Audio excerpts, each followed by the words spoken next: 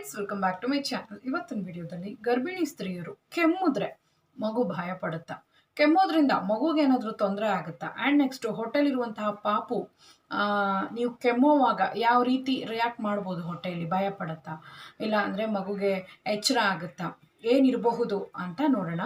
ಈಗ ಯೋಚನೆ ಮಾಡಿ, ಕೆಮ್ಮು ಅನ್ನೋದು ನಿಮಗಿದೆ ಈಗ, ಓಕೆನಾ? ಮಗು ಕೆಮ್ಮುತ್ತೆ ಅಂತಲ್ಲ. ಸೊ ನೀವು ಕೆಮ್ಮುವಾಗ ಮಗುಗೆ ಜಸ್ಟ್ ಸದ್ದು ಕೇಳಿಸುತ್ತೆ ಅಷ್ಟೇ, ನೀವು ಕೆಮ್ಮುವಂಥ ಸೌಂಡ್ ಕೇಳಿಸುತ್ತೆ.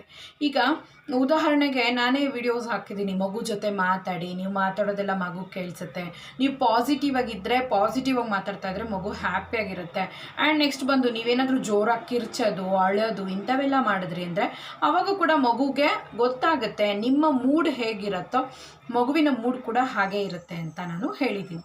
ಸೊ ಅದೇ ಥರನೇ ಕೆಮ್ಮುವಾಗ ಮಗುಗೆ ಕೇಳಿಸುತ್ತೆ ಅಷ್ಟೇ. ಅದು ಬಿಟ್ಟರೆ ಮಗುಗೆ ಬಂದು ಡಿಸ್ಟರ್ಬ್ ಆಗುತ್ತೆ ಅಂತನೋ, ಇಲ್ಲ ಮಗುಗೆ ಕೆಮ್ಮು ಬರುತ್ತೆ ಅಂತನೋ, ಇಲ್ಲಾಂದರೆ ಮಗುಗೆ ಏನಾದರೂ ಕೆಮ್ಮೋದ್ರಿಂದ ಭಯ ಪಡುತ್ತೆ ಅಂತನೋ ಅಲ್ಲ. ನೀವು ಕೆಮ್ಮುವಾಗ ಮಗುಗೆ ಸದ್ದು ಕೇಳಿಸೋದು ನಿಜ, ಅದರಿಂದ ಮಗು ಎಚ್ಚರ ಆಗೋದು ನಿಜಾನೇ.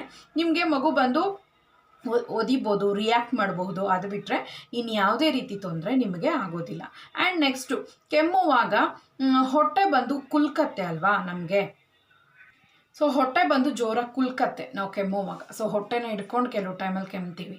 ಪ್ರೆಗ್ನೆನ್ಸಿಯಲ್ಲಿ ಕೆಮ್ಮುವಾಗ ಹೊಟ್ಟೆ ಕುಲ್ಕೋದ್ರಿಂದ ಮಗುಗೆ ಏನಾದರೂ ಪ್ರಾಬ್ಲಮ್ ಅಂದರೆ ಯಾವುದೇ ಪ್ರಾಬ್ಲಮ್ ಇಲ್ಲ. ನಿಮಗೆ ನೆಗಡಿನೋ, ಫೀವರೋ, ಇಲ್ಲ ಕಾಫೋ ಏನೋ ಬಂದಿದೆ ಅಂದರೆ ಅದು ಹೋಗಿ ಮಗುನ ಅಫೆಕ್ಟ್ ಮಾಡೋದಿಲ್ಲ. ಸೊ ನಮಗೆ ಪ್ರೆಗ್ನೆನ್ಸಿ 9 ತಿಂಗಳು ಕಂಪ್ಲೀಟ್ ಆಗೋದ್ರೊಳಗಡೆ ಎಷ್ಟು ಸಲ ನೆಗಡಿ ಬಂದಿರುತ್ತೆ, ಎಷ್ಟು ಸಲ ಕೆಮ್ಮು ಬಂದಿರುತ್ತೆ, ಮತ್ತು ನಮಗೆ ಎಷ್ಟೆಲ್ಲ ಜ್ವರ ಬಂದಿರುತ್ತೆ, ಅದೆಲ್ಲ ಮಗುಗೆ ಹೋಗಿ ಅಫೆಕ್ಟ್ ಮಾಡೋ ಹಾಗಿದ್ದಿದ್ರೆ ಎಲ್ಲ ಡಾಕ್ಟರ್ಸ್ ಹೇಳೋರು. ಬಟ್ ಆ ರೀತಿ ಪ್ರಾಬ್ಲಮ್ಸ್ ಆಗೋದಿಲ್ಲ.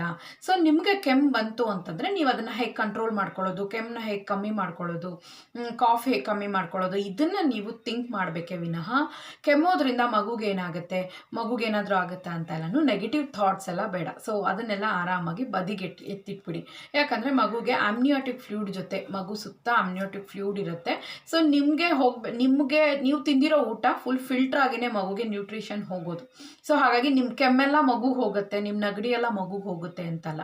ಸೊ ಹೆಲ್ದಿ ಫುಡ್ ತಗೊಳ್ಳಿ. ಆ್ಯಂಡ್ ನೆಕ್ಸ್ಟು ನೆಗಡಿ ಕೆಮ್ಮು ಇರೋವಾಗ ಸಿಟ್ರಿಕ್ ಫ್ರೂಟ್ಸ್ ತಗೊಳ್ಳೋದ್ರಿಂದ ನಮಗೆ ಬೇಗ ಇಮ್ಯುನಿಟಿ ಸಿಸ್ಟಮ್ ಚೆನ್ನಾಗಿ ಬೂಸ್ಟ್ ಆಗಿ ಸೊ ನಾವು ಅಂಥ ಫ್ರೂಟ್ಸನ್ನು ತಗೊಳ್ಳೋದ್ರಿಂದ ಇಮ್ಯುನಿಟಿ ಸಿಸ್ಟಮ್ ಚೆನ್ನಾಗಿ ಗೇನ್ ಆಗುತ್ತೆ, ನಿಮಗೆ ಕೆಮ್ಮು ನೆಗಡಿ ಅನ್ನೋದು ಕಮ್ಮಿ ಆಗುತ್ತೆ. ಸೊ ಹಾಗಾಗಿ ನೀವು ಬಂದು ಆರೆಂಜ್, ಮೂಸಂಬಿ ಇಂಥವೆಲ್ಲ ತಗೊಳ್ಳಿ. ಮತ್ತು ಆ್ಯಪಲ್ ಕೆಲವು ಕೋಲ್ಡ್ ಆಗುತ್ತೆ, ಬೇಡ ಅಂದರೆ ನೀವು ದಾಳಿಂಬೆ ಹಣ್ಣು ತಗೊಳ್ಳಿ. ಆ್ಯಂಡ್ ನೆಕ್ಸ್ಟು ಕೋಲ್ಡ್ ಆದಾಗ ಹಣ್ಣೆಲ್ಲ ತೊಗೋಬೋದಂದರೆ ಧಾರಾಳವಾಗಿ ತೊಗೋಬೋದು, ಇಮ್ಯುನಿಟಿ ಇನ್ನೂ ನಿಮಗೆ ಗೇನ್ ಆಗುತ್ತೆ ವಿಟಮಿನ್ ಸಿ ಇರೋದ್ರಿಂದ.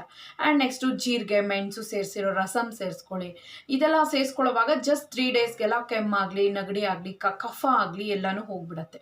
ಸೊ ನಿಮಗೆ ಕಫ, ಕೆಮ್ಮು ಎಲ್ಲ ಇರೋವಾಗ ಬಾಯಿಗೆ ಉಪ್ಪು ನೀರು ಕೊಪ್ಪಳಿಸೋದನ್ನು ರೂಢಿ ಮಾಡ್ಕೊಳ್ಳಿ. ಮಾತ್ರೆ ಡಾಕ್ಟರ್ಸ್ ಕೊಟ್ಟಿದ್ರೆ ನಿಮ್ಮ ಓನ್ ಪ್ರಿಸ್ಕ್ರೈಬ್ ಇಲ್ಲದೆ ಡಾಕ್ಟರ್ಸ್ ಕೊಟ್ಟಿರುವಂಥ ಟ್ಯಾಬ್ಲೆಟನ್ನು ಹಾಕ್ಕೊಳ್ಳಿ. ಯಾವುದೇ ರೀತಿ ನಿಮ್ಮ ಮಗುಗೆ ಸೈಡ್ ಎಫೆಕ್ಟೋ, ನಿಮ್ಮ ಕೆಮ್ಮಿಂದ ಮಗುಗೆ ಯಾವುದಾದ್ರೂ ತೊಂದರೆನೋ ಆಗೋದಿಲ್ಲ.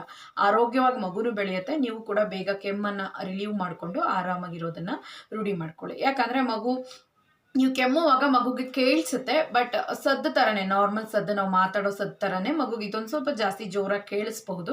ಆದರೆ ಯಾವುದೇ ರೀತಿ ಮಗುಗೆ ಅಫೆಕ್ಟ್ ಆಗೋದಿಲ್ಲ, ಮಗು ನಾರ್ಮಲ್ ಆಗೇ ಇರುತ್ತೆ. ಸೊ ನೀವು ಅದೆಲ್ಲ ವರಿ ಮಾಡ್ಕೋಬೇಡಿ. ಆರಾಮಾಗಿ ಊಟ ಮಾಡಿ, ಚೆನ್ನಾಗಿ ಬಿಸಿ ನೀರನ್ನು ಕುಡೀರಿ, ಹಬೆ ಹಿಡೀರಿ. ಕಾಫ್ ಅವೆಲ್ಲ ಕಮ್ಮಿ ಆಗೋದಕ್ಕೆ ರಸಮ್ ಮತ್ತು ಬಂದು ಈ ಚಿಕನ್, ನಾನ್ ವೆಜಸ್ ಎಲ್ಲ, ಸೂಪು ಇಂಥವೆಲ್ಲ ತಗೊಳ್ಳುವಾಗ ನಿಮಗೆ ನೆಗಡಿ ಕೆಮ್ಮೆಲ್ಲ ಕಮ್ಮಿ ಆಗುತ್ತೆ. ನೆಕ್ಸ್ಟು ಮೆಣಸು, ಜೀರಿಗೆ, ಬೆಳ್ಳುಳ್ಳಿ ಇದೆಲ್ಲನೂ ಆ್ಯಂಟಿ ಇನ್ಫ್ಲಾಮೇಟರಿ ಆ್ಯಂಡ್ ನೆಕ್ಸ್ಟ್ ಆ್ಯಂಟಿಬಯೋಟಿಕ್ಸ್ ಕೂಡ ನಮಗೆ ಬಂದು ಉತ್ತಮವಾದಂತಹ ಒಂದು ದೇಹಕ್ಕೆ ಇಮ್ಯುನಿಟಿ ಸಿಸ್ಟಮ್ ಅನ್ನು ಅದು ಕೊಡುತ್ತೆ. ಸೊ ಹಾಗಾಗಿ ದಯವಿಟ್ಟು ಈ ರೀತಿ ಊಟಗಳನ್ನು ತಿಂದು ಬೇಗ ಕೆಮ್ಮು ನೆಗಡಿಯನ್ನು ಕಮ್ಮಿ ಮಾಡ್ಕೊಳ್ಳಿ. ಕೆಮ್ಮುವಾಗ ಹೊಟ್ಟೆ ಜೋರಾಗಿ ಕುಲ್ಕತ್ತೆ ಅನ್ನೋರು ಬಂದು ಹೊಟ್ಟೆನ ಲೈಟಾಗಿ ಹಿಡ್ಕೊಳ್ಬೇಕಾದ್ರೆ ನೀವು ಕೆಮ್ಮೋದು. ಸೊ ಡಾಕ್ಟರ್ಸ್ ಸಿರಪ್ಸ್ ಎಲ್ಲ ಕೊಡ್ತಾರೆ, ನೀವು ಸಿರಪ್ಸ್ ರೂಢಿ ಇದ್ದರೆ ಸಿರಪ್ಸ್ ಯೂಸ್ ಮಾಡ್ಕೊಳ್ಳಿ, ಇಲ್ಲ ಟ್ಯಾಬ್ಲೆಟ್ ಬೇಕಂದರೆ ಟ್ಯಾಬ್ಲೆಟು ತೊಗೋಬೋದು. ಓಕೆ ಫ್ರೆಂಡ್ಸ್, ಈ ವಿಡಿಯೋ ನಿಮ್ಗೆ ಯೂಸ್ಫುಲ್ ಆಗಿರುತ್ತೆ ಅನ್ಕೋತೀನಿ. ಟೇಕ್ ಕೇರ್, ಬಾಯ್.